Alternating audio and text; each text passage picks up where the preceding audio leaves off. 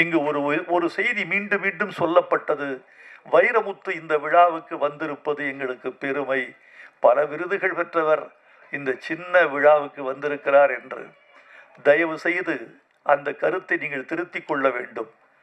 இந்த விழாவுக்கு வருவதனால் தான் நான் விருது பெறுகிறேனே தவிர, இந்த விழாவுக்கு வருவதெல்லாம் தான் நான் பெருமை உறுகிறேனே தவிர, நான் பெரியவன் அதனால் இந்த விழாவுக்கு வந்தேன் என்று நான் ஒருபோதும் கருத மாட்டேன். ஏனென்றால் எவனுக்குள் என்ன குணம், எவனுக்கு என்ன பலம் கண்டதில்லை ஒருவருமே. ஒரு விதைக்குள்ளே அடைபட்ட ஆலமரம் கண்விழிக்கும் அதுவரை பொறுமனமே என்று எழுதியவன் நான். எனவே என்னை தேடி புதிய இயக்குனரோ புதிய இசையமைப்பாளரோ வருகிற போது எந்த புற்றுக்குள் எந்த பாம்போ என்று பார்க்காமல் எந்த விதைக்குள் எந்த விருட்சமோ என்றுதான் நான் பார்க்கிறேன். அப்படி ஒரு தயாரிப்பாளர், ஒரு இசையமைப்பாளர், ஒரு இயக்குனர் வந்த பொழுது இவர்களுக்குள் ஒரு பாரதி ராஜா, இவர்களுக்குள் ஒரு சங்கர், இவர்களுக்குள் ஒரு மணிரத்னம் இருந்துவிட மாட்டார்களா என்றுதான் நான் கருதி பார்க்கிறேன். அதனால் நீங்கள் எல்லோரும் வளர வேண்டும். எனக்குரிய ஆசை, நான் நீண்ட காலம் திரையுலகில் பயணித்துக் கொண்டே இருக்கிறேன். ஒரு 4 தலைமுறையை பார்த்து விட்டேன். எல்லா தலைமுறைக்கும் பொதுவான ஒரே ஒரு குணம் வெற்றியும் தோல்வியும். எல்லா தலைமுறையிலையும் வெற்றி ஒரு பாதி, தோல்வி ஒரு பாதி. இது மாற்றமே இல்லை. வேறு எதில் மாற்றம் இருக்கிறது என்று சொன்னால் முயற்சியில் மாற்றம் இருக்கிறது. தோல்விகளுக்கு பிறகு அந்த தோல்விகளை உரமாய் போட்டு மீண்டும் எழுந்து கொள்ள வேண்டும் என்பது பழைய தலைமுறைக்கு இருந்தது, புதிய தலைமுறைக்கு குறைந்திருக்கிறது.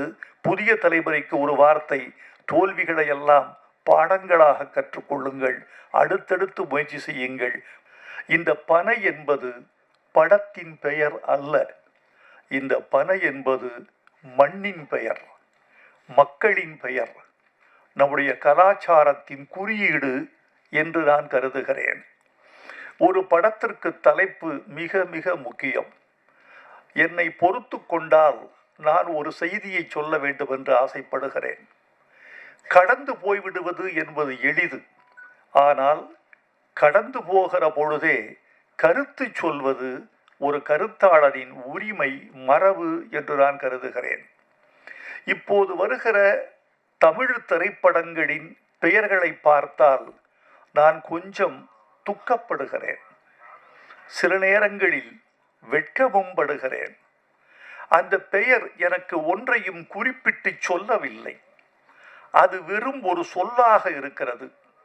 தமிழில் சொற்களுக்கா பஞ்சம், தமிழில் தலைப்புகளுக்கா பஞ்சம், தமிழில் அழகான சொல்லாடல்களுக்கா பஞ்சம். நல்ல பெயர்களை, தனித்துவமான பெயர்களை ஏன் நீங்கள் சூடக்கூடாது என்று பார்க்கிறேன். பத்திரிகைகளில் அந்த அதிகாலை செய்திகளை புரட்டி பார்க்கிற பொழுது, தலைப்புகளை பார்க்கிற போது, அடுத்த பக்கம் செல்வதற்குள் அந்த தலைப்பு ஒரு மின்னலை போல் என் மூளையை கடந்து முடித்து விடுவதை பார்க்கிறேன். தலைப்பு என்றால் நெஞ்சில் தைக்க வேண்டாமா? என் இருதயத்தில் சென்று பசை போட்டு ஒட்டி கொள்ள வேண்டாமா? என் நான் திருப்பி உச்சரிக்க வேண்டாமா? ஒரு தலைப்பு என்பது ஒரு படத்திற்கு ஒரு கருத்தை சொல்வதாகவும், இன்னொன்று ஒரு காட்சியை விரியச் செய்வதாகவும், அது குறித்த எதிர்பார்ப்பை ஏற்படுத்துவதாகவும் அமைய வேண்டும் என்றுதான் நம்முடைய முன்னோர்களெல்லாம் தலைப்பு வைத்தார்கள். பழைய தலைப்புகளை எல்லாம் பார்த்தால் அந்த தலைப்பில் கதை வரும். மங்கையர் உள்ளம் மங்காத செல்வம் என்றால் ஒரு சமூகத்தின் பண்பாடே வந்துவிடும். கணவனே கண்கண்ட தெய்வம் என்று சொன்னவுடன் ஒரு கலாச்சாரத்தின் விழுமியம் வந்து விடுகிறது. அதெல்லாம் பழசு என்று நமக்கு தெரியும். ஆனால் அந்த வழியில் வருகிறவர்கள் தலைப்புகளில் ஒரு ஆழ்ந்த கவனத்தை செலுத்தி நிகழ்காலத்தின் பொருள் குறித்தும் நிகழ்காலத்தின் மாற்றம் குறித்தும் நம்முடைய விழுமிய போக்குகள் எது விழுகிறது எது எழுகிறது என்பது குறித்தும் இந்த தலைப்புகள் ஏதாவது மக்களுக்கு சொல்லி செல்ல வேண்டும் என்று நான் விரும்புகிறேன். தலைப்பு வைக்கிற தமிழ் இயக்குனர்கள், தயாரிப்பாளர்கள், கதாசிரியர்கள் தயவு செய்து அழகான தமிழ் பெயர்களை படத்துக்கு சூட்ட வேண்டும் என்று நான் அன்போடு விரும்பி கேட்டுக்கொள்கிறேன். இது ஒரு கவிஞனுடைய வேண்டுகோள் அல்லது ஒரு பாடலாசிரியரின் வேண்டுகோள் என்று நினைத்து விடாதீர்கள். இது தமிழ் மக்களின் வேண்டுகோள், பாமரனின் வேண்டுகோள், உழவனின் வேண்டுகோள், மூட்டை தூக்குகிற தொழிலாளியின் வேண்டுகோள், விறகு வெட்டியின் வேண்டுகோள். அவன் தமிழோடு இருக்க வேண்டும் என்று விரும்புகிறான். நீங்கள் தள்ளி நிற்கிறீர்கள். நான் உங்களை கேட்கிறேன், ஒரு தலைப்பை மாறுபட்ட முறையில் தமிழுக்கு விரோதமாக வைத்து அந்த படம் வெற்றி பெற்று விட்டது என்று நீங்கள் சொன்னால் நான் ஏற்றுக்கொள்கிறேன். வெற்றியும் பெறுவதில்லை, பிறகு ஏன்? இந்த படத்திற்கு எனக்கு கதை சொன்ன இயக்குனர் இந்த படத்திற்கு விதை என்று பெயர் வைத்திருக்கிறேன் என்று சொன்னார். நான் சொன்னேன், விதை நல்ல பெயர்தான், ஆனால் நீங்கள் சொல்ல விரும்புகிற கதையை விட்டு விதை தள்ளி நிற்கிறது. எனவே இந்த படத்தின் ஒட்டுமொத்த இருதய துடிப்பும் தலைப்புக்குள் வர வேண்டும் என்றால் தம்பி பனை என்று பெயர் வைக்க வேண்டும் என்று சொன்னேன். அவர் உடனே ஏற்றுக்கொண்டார். விதையை விட பனை எனக்கு இன்னும் பக்கத்தில் இருக்கிறது ஐயா என்று சொன்னார். வாழ்க என்று சொன்னேன். மேல்நாட்டில் எப்படியெல்லாம் தலைப்பு வைப்பார்கள் தெரியுமா? ஒரு ஆங்கில படத்துக்கு தலைப்பு தி விண்ட் cannot read, காற்றுக்கு படிக்க தெரியாது என்று தலைப்பு வைத்தான். எப்படி டைட்டில் போட்டான் தெரியுமா? காற்றுக்கு படிக்க தெரியாது, இது டைட்டில். காற்று வீசுகிறது, ஒரு மரத்தின் மீது வீசுகிறது, ஒரு மாளிகை மீது வீசுகிறது, ஒரு புல்வெளியின் மீது வீசுகிறது, ஒரு குழந்தையின் மீது வீசுகிறது, ஒரு சாலையில் வீசுகிறது, ஒரு சோலையில் வீசுகிறது. சோலைக்கு போனால் ஓரிடத்தில் பூக்களை பறிக்காதீர்கள் என்று ஒரு அறிவிப்பு பலகை வைக்கப்பட்டிருக்கிறது. இப்போது காற்று வேகமாக அடிக்கிறது, பூக்கள் புல்வெளியில் உதிர்கின்றன. அங்க போட்டிருக்கான், காற்றுக்கு படிக்க தெரியாது. உங்களுடைய கரவொலி அந்த படத்திற்கு திரையரங்கில் விழுந்திருக்குமா, விழுந்திருக்காதா? அதுதான் வேண்டும். ஒரு தலைப்பு உங்களுக்குள் ஒரு பரவசத்தை உண்டாக்க வேண்டும். டெல்லியில் ஒருவன் தன் சுயசரிதியை எழுதினான். எழுதிவிட்டு மை ஸ்டோரி என்று தலைப்பு வைத்தான். 100 பிரதிகள் கூட விற்கவில்லை. என்ன என்று யோசித்து பார்த்தான். அட்டையை கிழித்தெறிந்து விட்டு இன்னொரு தலைப்பு வைத்தான். ஒரே நாளில் 3000 பிரதிகள் விற்றுவிட்டன. அவன் வைத்த தலைப்பு மை ஸ்டோரிகிறத மாற்றி என் மகனின் தந்தையின் கதைன்னு வச்சான். அது அவன் கதை தான், அது அவன் கதை தான். அதே தலைப்பு தான், என் மகனின் தந்தையின் கதைன்னு சொன்ன ஏதோ விவகாரமா இருக்கே என்று உள்ளே வந்தான். நண்பர்களே, இந்த பனை என்ற ஒரு குறியீட்டை பற்றி உங்களுக்கு சில செய்திகள் சொல்லியாக வேண்டும். இந்தியாவில் 11 கோடி பனைமரங்கள் இருக்கின்றன. இந்த 11 கோடி பனைமரங்களில் 6 கோடி பனைமரங்கள் தமிழ்நாட்டில் மட்டும் இருக்கின்றன. இந்த பனை என்பது தமிழ்நாட்டு தாவரம். ஆப்பிரிக்காவிலிருந்து மனித இனம் மடகாஸ்கர் தாண்டி இந்தியா வழியே வந்து ஆஸ்திரேலிய கரையில் சென்று குடியேறிய காலத்தில் கடத்தி வரப்பட்ட மரம் பனைமரம். இந்த பனைமரத்தை சாதாரணமாக கருத வேண்டாம், வெறும் மரம் என்று. நம்முடைய முடியாட்சியோடு சம்பந்தப்பட்டிருக்கிறது, நமது கலாச்சாரத்தோடு சம்பந்தப்பட்டிருக்கிறது. சேர சோழ பாண்டியர்களுக்கு 3 கொடி இருப்பது தெரியும். சோழனுக்கு புலிக்கொடி, பாண்டியனுக்கு மீன்கொடி, சேரனுக்கு விற்கொடி என்பது உங்களுக்கு தெரியும். இந்த 3 மன்னர்களுக்கு 3 மாலைகள் இருந்த கதை தெரியுமா? பாண்டியனுக்கு வேப்பம்பூ மாலை, சோழனுக்கு ஆத்திமலர் மாலை, சேரனுக்கு பனம்பூ மாலை. சேர மன்னன் தனது நெஞ்சில் அணிந்த அடையாள பூவாக, தேசிய பூவாக அவன் கருதியது பனம்பூவை. பனம்பூ மாலை அணிந்தவன் சேரன் என்பது நம்முடைய வரலாறு.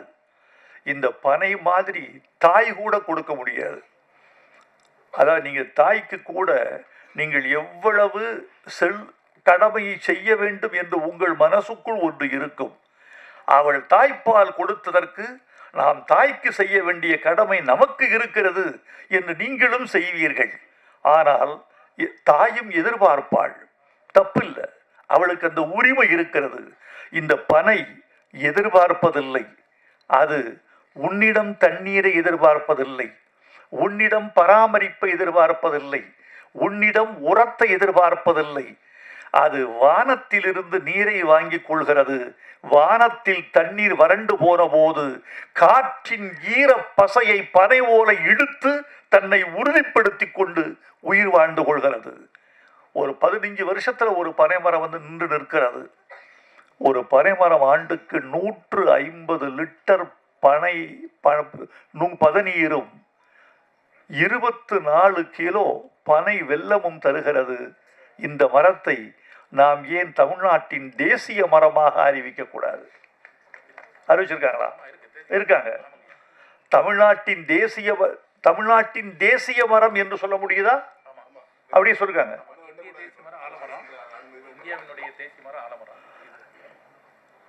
பனைமரத்தை தமிழ்நாட்டின் தேசிய மரமாக அறிவித்து விட்ட செய்தி சொல்லுகிறது பனைமரம் எவ்வளவு இந்த நாட்டில் உணரப்பட்டிருக்கிறது என்று. இந்த பனைமரத்தை நாம் வெறும் தலைப்பாக மட்டும் கருத வேண்டாம் தோழர்களே. பனை சார்ந்த வாழ்க்கை, அந்த வாழ்க்கையோடு கூடிய மனிதர்கள், இவர்களின் கதையாக இந்த பனை இருக்க வேண்டும் என்று நான் விரும்புகிறேன். இந்த பனையை, காட்சியை இன்றுதான் உங்களோடு நான் நின்று பார்த்தேன். எனக்கு மகிழ்ச்சி. படத்தில் வெற்றியின் கூறுகளை பார்த்தேன். முழு படத்தை பார்க்காமல் கருத்து சொல்வது அவ்வளவு உகந்ததல்ல. என்னுடைய விருப்பத்தை தெரியப்படுத்திக் கொள்கிறேன். இந்த படம் வெற்றி பெற வேண்டும் என்பது என் விருப்பம், வெற்றி பெற வேண்டும் என்பது என் வாழ்த்து. அதற்குரிய கூறுகள் இந்த படத்தில் இருக்கும் என்று உங்களைப் போலவே நானும் எதிர்பார்க்கிறேன். இந்த படத்திற்கு பாட்டு எழுதினேன். மணிலால் கீரவாணியிடம் இருந்தவர் இசையமைத்து கொடுத்தார். அவருக்கு என் வாழ்த்துக்களை தெரிவித்துக் கொள்கிறேன். ராஜேந்திரன் கிடைத்தார் தயாரிப்பாளராக. பனைமரம் போல ஒருத்தர் வந்தார்.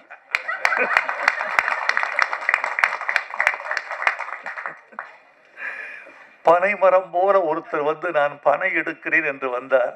உங்களுக்கு என் வாழ்த்துக்கள் ராஜேந்திரன். தொடர்ந்து நீங்கள் படம் செய்ய வேண்டும் என்று நான் விரும்புகிறேன். இந்த படத்தின் பாடல்கள் எனக்கு ரொம்ப மகிழ்ச்சி. அரவிந்தராஜும் பேரரசும் இந்த படத்தை வாழ்த்த வந்த பொழுது அவர்கள் தமிழ் பாடல்களை கொண்டாடிய போது நான் மகிழ்ந்து போனேன். ஒரு கலைஞருக்கு எது தெரியுமா மிகவும் மகிழ்ச்சி? இவர்கள் கொடுக்கிற பொன்னாடை, பூமாலைகள், தங்கச் சங்கிலிகள், இவைகளெல்லாம் ஒரு கலைஞனுக்கு பெரிதல்ல.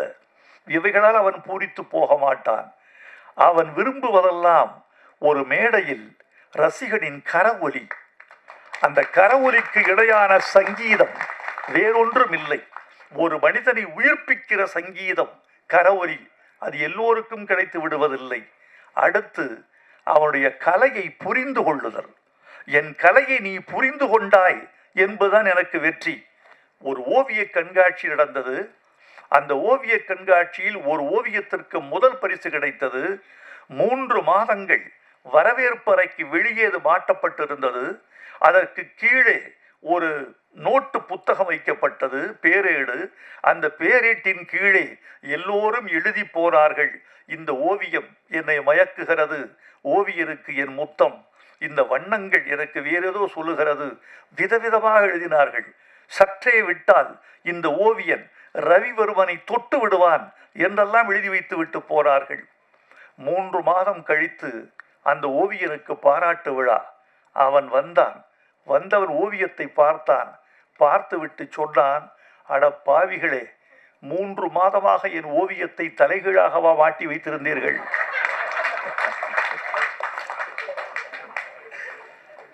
என்னை பாராட்டி புரியாமல் பாராட்டி இருக்கிறீர்கள். என் ஓவியத்தை புரிதல் தான் நான் கேட்கிற முதல் பரிசு.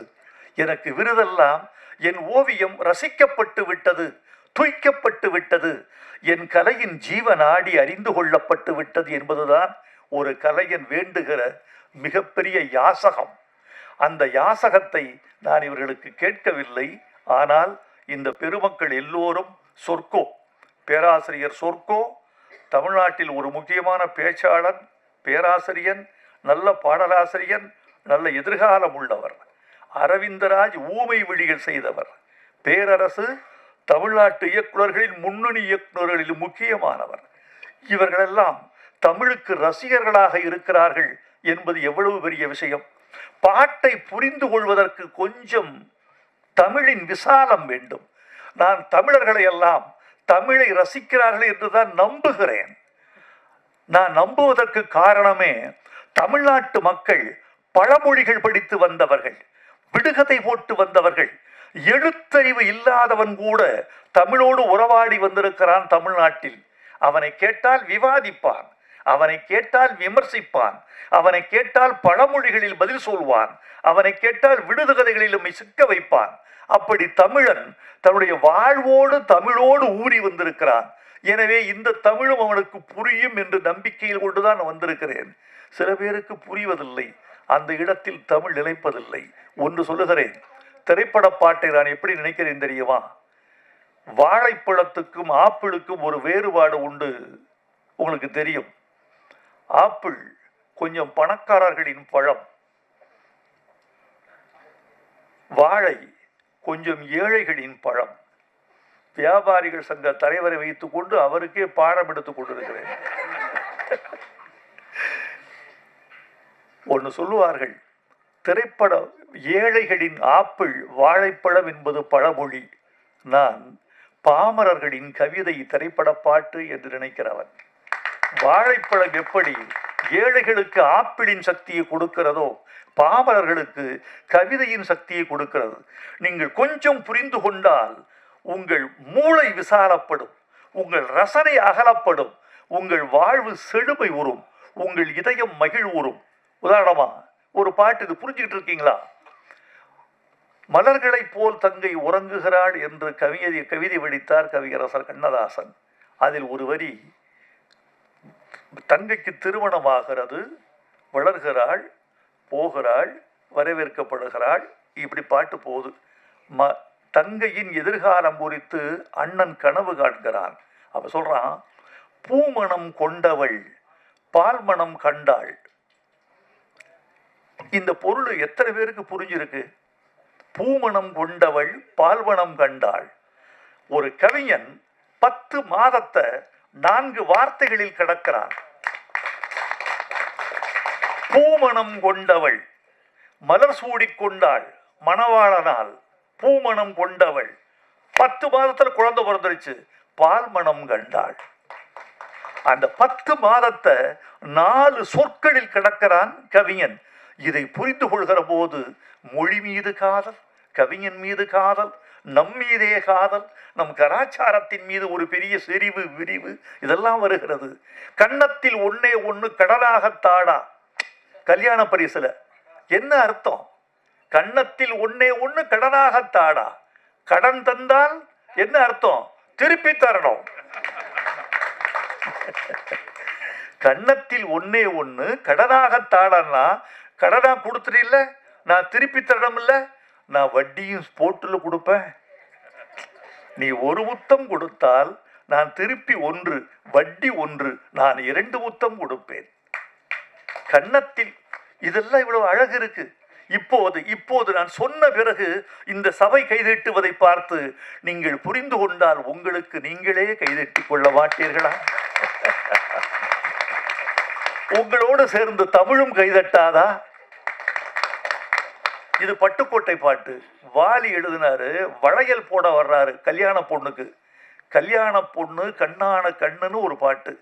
அதுல பொண்டாட்டி புருஷன் 2ஆக இருந்தால், இது வரைக்கும் தான் தெரியும், பொண்டாட்டி புருஷனுக்கும் பொண்டாட்டிக்கு சண்டை, 2 பேரும் ஒன்னா இருக்கணும், ஆனா 2ஆ இருக்காங்க. இந்த வளையல் போட்டா என்ன ஆகும்? பொண்டாட்டி புருஷன் 2ஆக இருந்தால் சராசரியா எப்படி எழுதுவான்? ஒருத்தன் ஒன்னாக செய்யும் வளையல் அப்படித்தான் எழுதுவான். பொண்டாட்டி புருஷன் 2ஆக இருந்தா 1 சேர்த்துரும் 2 பேரையும், அப்படிதான் எழுதுவான். வாலி எழுதினாரு, பொண்டாட்டி புருஷன் 2ஆக இருந்தால் மூணாக செய்யும் வளையல். குழந்தை பிறந்துருமா? இந்த வளையல் சத்தம் அவளை அந்த வளையல் சத்தத்தின் சிணுங்கலில் அவள் எழுப்புவதும், அவள் முனகுவதும், அவள் அழைப்பதும், அவள் ஆரவாரம் செய்வதும், அவள் கொஞ்சச் செய்வதும், அவள் மிஞ்சி செய்வதும், இரண்டு பேருக்கும் ஒரு காதல் வளர்வதும், காதல் கலவியில் முடிவதும், அது குழந்தையில் சென்று வளர்வதும் இந்த ஒரு வளையலால் நடக்கும்னு சொல்றான் அவருக்கு. இந்த வளையல் ஓசை என்னென்ன பயணம் செய்து இதெல்லாம் இந்த ரெண்டாக பொண்டாட்டி புருஷன் ரெண்டாக இருந்தா மூணாக செய்யும் வளையல் என்று சொல்லுகிற போது ஒரு ஓசை கேட்கிறது. அந்த ஓசையின் வெளியே ஆசை வழிந்து மூன்றாவது குழந்தை பிறந்து விடுகிறது சொல்றான். இவ்வளவு இருக்கு இந்த படத்துல. பாட்டு எழுதியிருக்க ஒரு பாட்டு. இந்த பொண்ணு நல்லா நடிச்சிருக்கீங்கம்மா, நீங்களும் நல்லா இருக்கீங்க தம்பி. அந்த பொண்ணை பக்கத்தில் ஒரு அழகான பெண்ணை வைத்து கொண்டு நீங்க அதை கவனிக்காமல் போறது மாதிரி ஒரு தண்டனை வேறு எதுவுமே கிடையாது. அதை நீங்க ரொம்ப அலட்சியப்படுத்திருக்கீங்க, ரொம்ப அழகா. அதுல ஒத்த பனைமரமா நான் ஒத்தையில நிக்கிறேனே, புத்திகெட்ட அத்த மகன் புலம்ப விட்டு போறானே. இது ஒரு பெண்ணினுடைய ஏக்கம். இந்த முதல் வரி ஒத்த பனைமரமான்னு ஏன் சொன்னான்? ஒத்த பனைமரமான்னு ஏன் சொன்னான்? இந்த ஒத்த பனைமரம் என்கிற முதல் வரியில் இங்க வச்சேன் இல்லையா, இதுக்கு ஒரு விடுகதை. ஒத்த பனைமரமா ஒத்தையில நிக்கிறனே, புத்தி கெட்ட அத்த மகன் புலம்ப விட்டு போறானே. இந்த முதல் வரிக்குடைய விடுகதையை கடைசி வரியில விட சொல்லியிருக்க. ஒரு தலையா காதலிச்சா ஒண்ணு சேர முடியாது, ஒத்த பனைமரையில் ஊஞ்சல் கட்ட முடியாதுன்னு சொல்லியிருக்க. ஒத்த பனைமரத்தில் ஊஞ்சல் கட்ட முடியாது. கிளைகளற்ற மரம் இந்த பனைமரம், கிளைகளற்ற மரம். இதில் ஊஞ்சல் கட்ட முடியாது. இது நீ ஒரு பனைமரம், நான் ஒரு பனைமரம், ரெண்டு ஒத்த பனைமரம் சேர்ந்தாதான் ஊஞ்சலே கட்ட முடியும். இரண்டு கைகள் தட்டினால்தான் ஓசை வரும் என்று அது அந்த முதல் வரிக்கு சொல்லப்பட்ட. இந்த முதல் வரியை எடுத்து கொண்டுகோட்டு பொருள்கோள் என்று தமிழில் ஒரு இலக்கணம் உண்டு. இந்த கொண்டுகோட்டு பொருள்கோள் மூலம் இந்த முதல் வரியை எடுத்து கொண்டு போய் கடைசி வரியில் இணைத்தால் இந்த பாட்டுக்குரிய பின்னணியும் அந்த ஒரு பெண்ணின் வலியும் அதுக்குரிய காதல் துடிப்பும் அதெல்லாம் சேர்ந்து வரும். இதையெல்லாம் இப்படியெல்லாம் புரிந்து கொள்வதற்கு உங்களுக்கு நான் பயிற்சி கொடுக்க வேண்டும் என்று இந்த பாடல்களில் ஒரு முயற்சி செய்து கொண்டிருக்கிறேன். அவ்வளவுதான் நண்பர்களே. இந்த விழாவுக்கு அண்ணன் விக்ரமராஜா வந்தது எனக்கு பெரிய பெருமையாக இருக்கிறது. நீங்கள் வந்ததில் எவ்வளவு அழகழகான செய்திகளை சொன்னீர்கள். உங்கள் வாழ்க்கையை சொன்னீர்கள், பனையின் பெருமையை சொன்னீர்கள், தமிழ்நாட்டு மக்களின் வலியை சொன்னீர்கள். எங்கு போனாலும் வியாபாரிகளை விட்டு கொடுக்க மாட்டீர்கள். அதோடு சேர்ந்து முதலமைச்சருக்கு ஒரு கோரிக்கை வைத்து விட்டீர்கள். எங்கே வந்தாலும் நீங்கள் நீங்களாகவே இருப்பீர்கள்.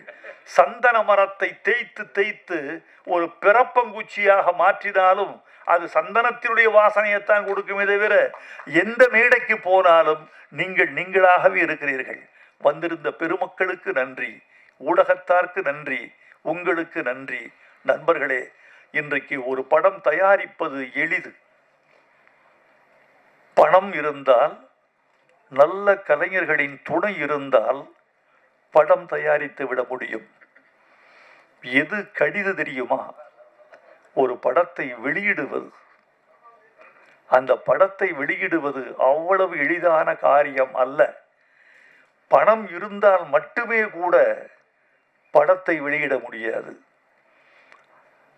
திரையரங்குகள், காலம், சூழல் எல்லாம் வேண்டும். எல்லாவற்றையும் விட இந்த படத்தை பார்ப்பதற்கு தமிழர்களின் தயாரான மனநிலை வேண்டும். அந்த மனநிலையை தயாரித்து கொண்டு இந்த படத்தை நீங்கள் நல்ல முறையில் வெளியிட வேண்டும். பனை வெற்றி பெற்றால் சிறு தயாரிப்பாளர்கள் வெற்றி பெறுவார்கள்.